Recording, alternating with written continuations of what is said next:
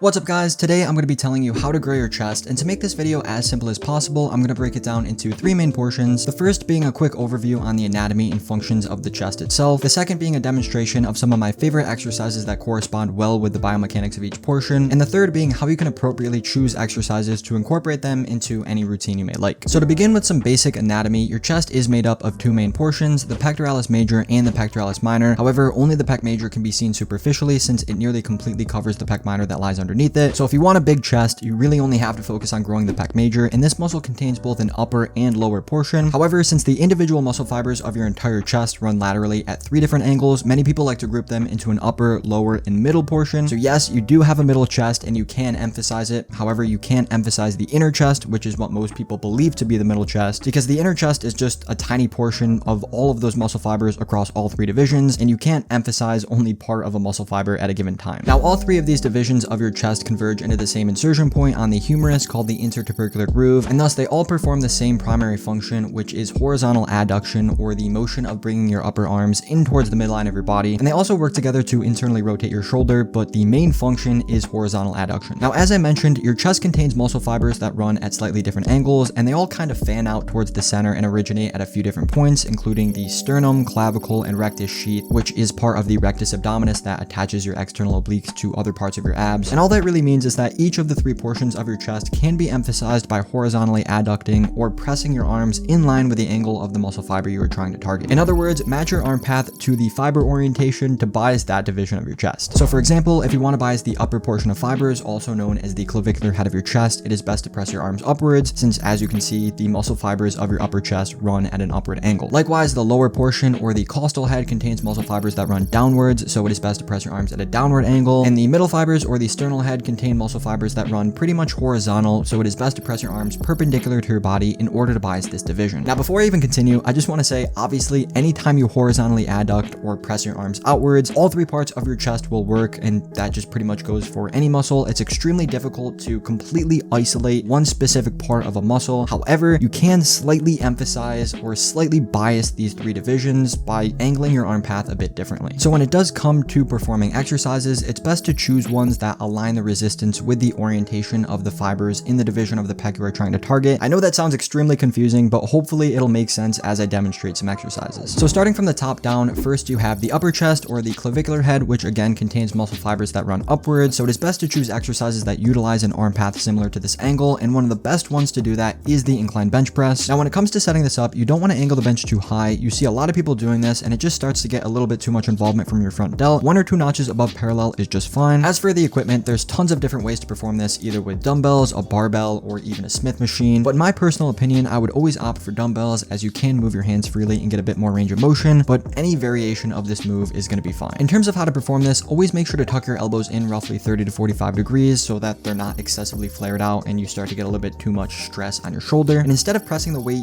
directly up or just forward, think of pressing in an arcing motion, almost up and back. And instead of just thinking of moving your hands together, think instead of bringing your elbows or your biceps closer together so that you can fully contract your chest. But regardless of what machine or what piece of equipment you're performing this with, always make sure to go as far down as you comfortably can, as this is an exercise that primarily loads the lengthened or stretched position, which means it's going to be most difficult at that bottom portion of the move, and it's also going to give you the most benefits in that position. So definitely don't skip this portion unnecessarily, unless obviously it causes you any pain. For some people, it's just extremely uncomfortable to go that deep, and if it's causing you pain or you just don't have that much range of motion, maybe work on your shoulder mobility a bit, but don't intentionally skip this portion or try and ego lift, completely missing the bottom half of this move, because this is going to be the part of the move that gives you the most benefits. Moving on to the next exercise is the upper chest press. A lot of gyms will have some sort of converging upper chest press machine, and to tell if it is for the upper chest, just look at where the arm path is angled. If it's up and towards the center, then it is for the upper chest. However, if it doesn't converge and it just presses straight forward, it's much better off to do this on a cable machine and a bench angled 60 to 75 degrees, because again, the chest wants to adduct your arms. It wants to bring your biceps closer together. That's how it can contract, and not being able to do that is just going to significantly limit the tension on your chest. Now, if you do choose to use cables, just make sure you adjust the attachments so that your arm path is upwards and aligned with the resistance and the fibers of your upper chest. And if you don't have access to a bench, you can also do this standing. Again, don't leave the attachments on the ground. You have to bring them up a little bit so that you can align the resistance with those muscle fibers. This is a very important part of working your upper chest fibers and their largest range of motion, so that you can actually bias that division instead of working other muscles that you don't want to be working. working. And similar to all the previous moves, this does train the length and position of your chest, which means it's going to be most difficult at the beginning of the move when your chest is fully stretched. So if you do want to train the shortened position, a great way to do this is by adjusting your positioning and standing a bit closer to the machine, then utilizing a bit more elbow bend and pressing further across your body. This will make the move more difficult at the end of the movement when your chest is fully contracted, hence why it's going to train the shortened position. And it's a great way to avoid redundancy in your training so that you can fire up different motor neurons at different times of the movement, but it's definitely not completely necessary. It just can be fun to try out. Moving down to the next portion of your chest is the sternal head, or the middle fibers, which again run horizontally, so they work by pressing your arms perpendicular to your body. So obviously this includes any sort of flat bench press variation, whether it be with dumbbells, a barbell, a Smith machine, or any sort of machine that allows you to press upwards at a 90-degree angle in a supine position, or even forwards at again a 90-degree angle in an upright position. In terms of how to perform any of these exercises, the execution will be extremely similar to the upper chest movements I demonstrated earlier, which means they all will primarily load the lengthened position. Although I will say, don't focus too much on trying to keep your scapula retracted and your shoulder blades pinned back the entire time, as this goes against what's known as the scapular-humeral rhythm, which is how your shoulders want to move naturally. So instead, let them travel forward a bit how they want to, but obviously not outside your active range of motion where it starts to become unnatural. And this pretty much goes for any chest exercise you do. It's pretty common to hear people say that you should always keep your shoulder blades pinned back. In fact, I'm sure I've said this before, it's something I used to believe in, but in terms of how your scapula and humerus work together, this is just not necessary. Another great exercise for the sternal head is the chest fly, where you are horizontally adducting in an upright position. Just make sure to use a small elbow bend at the beginning of the movement to reduce the involvement of your biceps, then fully extend your arms at the end to fully contract your chest. But these can be done with any sort of pec deck machine or even cables, but not with dumbbells. You'll see people doing these with dumbbells all the time. There's just simply no tension at the top of the movement with dumbbells if you're just holding the weight out in front of you all the way at the top. And if you do choose to do this with cables, similar to the upper chest, you can stand a bit closer to the machine and utilize a bit more elbow bend to press further across your body. And because the exercise is now hardest when your pec is fully contracted, this will train the shortened position. Push-ups are another decent option here. However, for most intermediate to advanced lifters, they start to become a bit easy, and while you can load them with weight on your back, if you have the equipment,